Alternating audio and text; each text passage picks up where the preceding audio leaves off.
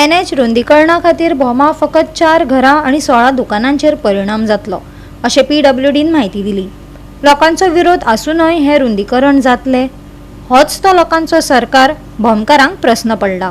हो असो येयलो, असो हांगा येयलो, असो फूल हांगा पर्यंत मागीर तो सेम लेवला देंवतलो, सेम लेवल जे आतां हे पयलींचे लेवल जे आसा पळय तेच लेवला हांगा देंवतलो सेम।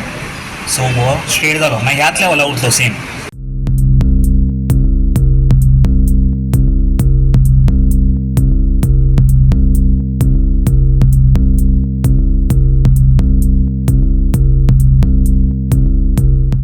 सध्याच्या NH विस्ताराक लागून गांवची सोबीतकाय, देवळां आनी संस्कृती नश्ट जातली असो दावो करपी भोमा थळाव्यांनी बायपास खातीर सुरू केल्ल्या आंदोलनाच्या फाटभुंयेर PWD अधिकाऱ्यांनी NH विस्तारा खातीर भोमा हांगा 4 घरां आनी 16 दुकानांचेर परिणाम जातलो अशें सांगले। गेल्याच म्हयन्यात ऑनरेबल कन्सर्न MLA जो आसा मिनिस्टर त्याच्या वांगडा आमी ग्रामसभा मिटींग घेतली आनी ते सगळे तांकां all details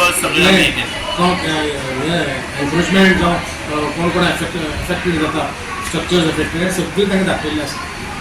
Now that ministry has sanctioned our work from Boma to Old Goa,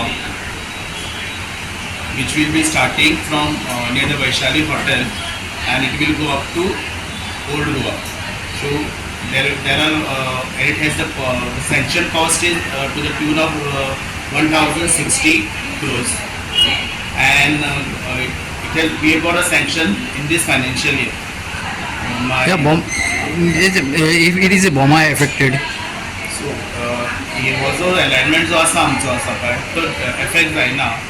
hedge it is जो आमचो कितें आसा पळय एक्झिस्टींग आसा पळय ताजेर आमचो एलिवेटेड जाता बोमा टेम्पला कडेन इफेक्ट जायना आनी थंयची तळी जी आसा पळय आमी तळी सोडून तो दोनी ताजे पेयर जे येतले ते तळी सोडून येतले ते तळयेन मदीं कांयच जावचें ना। ते तळयेच्या भायर अरावंड 62 वा 72 मिटर जे आसा आमचे ताका ते आमी ओपन करून ताजे भितर कांयच हे जावचें ना, ते कशें उरतले।